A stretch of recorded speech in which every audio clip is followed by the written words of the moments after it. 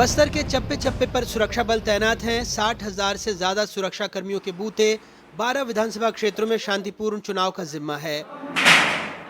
आप देख सकते हैं इस तरह जो ये सड़क है यहाँ पर कोंटा की तरफ जा रही है।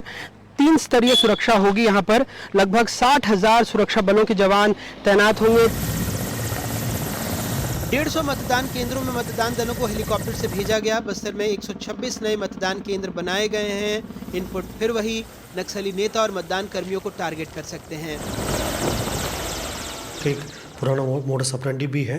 जितना भी चुनाव संबंधित जो प्रक्रिया उसका काफ़ी डिस्टर्ब करने के लिए उनका साजिश रहते हैं। इसके पूर्व में भी जितना विधानसभा चुनाव 2003, 8, 13, 18 में हुआ, इस दौरान भी बड़ी बड़ी घटना का अंजाम देने का उनका एक पुराना रिकॉर्ड रहा।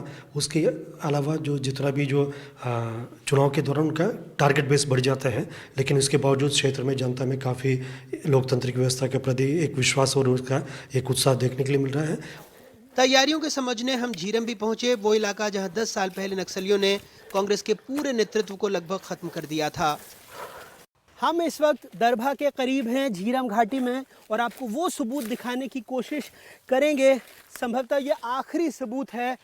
मई 25, 2013 में देश के एक प्रमुख राजनीतिक दल पर जो हमला हुआ, जिसकी वजह से छत्तीसगढ़ में उसका पूरा नेतृत्व लगभग खत्म सा हो गया था। झीरम घाटी हत्याकांड। उसके निशान आज भी झीरम के जंगलों में मौजूद हैं।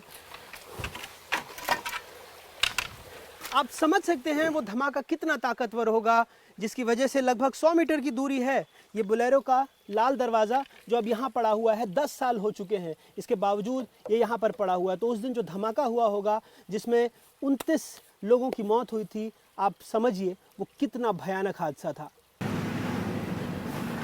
कांग्रेस के नेताओं की याद में 10 साल बाद ही सही झीरम में एक स्मारक भी बन गया।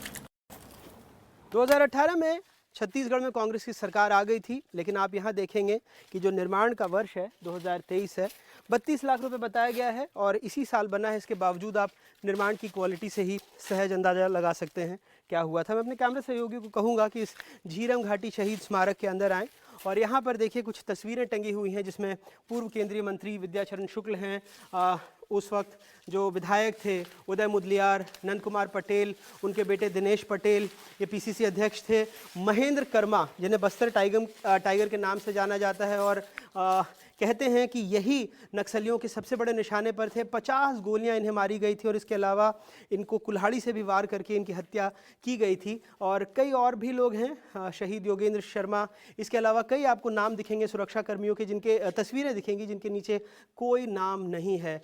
भारतीय इतिहास, राजनीतिक इतिहास में ये सबसे बड़ी घटना थी, सबसे खूनी, रक्त रंजित, जिसमें एक साथ 29 लोगों की नक्सलियों ने हत्या कर दी थी। और यहाँ पर आपको एक बहुत ही अजीब सी शांति लगती है, एक सन्नाटा सा पसरा हुआ है।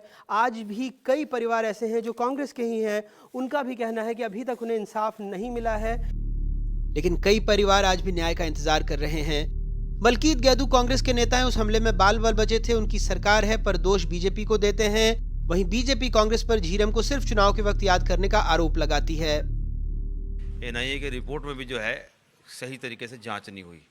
उसका हमारे भूपेश बघेल जी की सरकार ने जो है पुनः जांच के लिए जो है फिर जो है एक कमेटी गठित की। उसमें भी जो है उन्होंने हाई कोर्ट में जो है स्टे लेकर इसको जो ब्रेक कर दिया गया। तो इसमें साफ साफ नज़र आता है कि भाजपा जो है इस षड्यंत्र को जो है मतलब इसको क्लियर करना नहीं चाह रही है, क्योंकि उसको मालूम है कि पर्दे के पीछे जो है उनके बड़े नेता भी कहीं ना कहीं इसमें शामिल हैं। या झीरम घटना की याद कांग्रेस को सिर्फ तब याद आती है जब वो चुनाव होता है।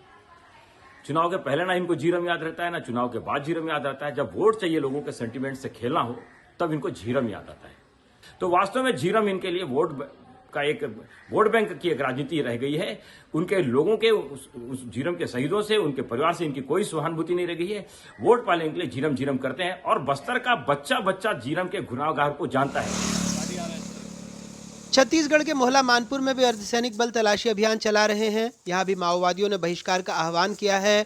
मतदान दलों और उम्मीदवारों को दूर दराज के इलाकों में न जाने की चेतावनी दी है। कड़े सुरक्षा के इंतज़ाम किए हुए हैं। सीएपीएफ फोर्सेस बाहर से आई हुई हैं और पोलिंग बूथ्स पे उनको डिप्लॉय किया गया है ताकि अच्छे से चुनाव हो सके। और जहाँ तक कॉन्फिडेंस बढ़ाने की बात है, लोगों में विश्वास बढ़ाने की बात है, तो फ्लैग मार्चेस रेगुलरली कंडक्ट किए गए हैं। चुनाव से पहले लोगों से बातचीत की गई है, लोगों ने विश्वास दिखाया है। कुछ दिनों पहले इस इलाके में माओवादियों ने बीजेपी नेता बिरजू तराम की हत्या कर दी थी। उम्मीद यही है पहले चरण में लोकतंत्र का महापर्व शांतिपूर्ण तरीके से संपन्न हो।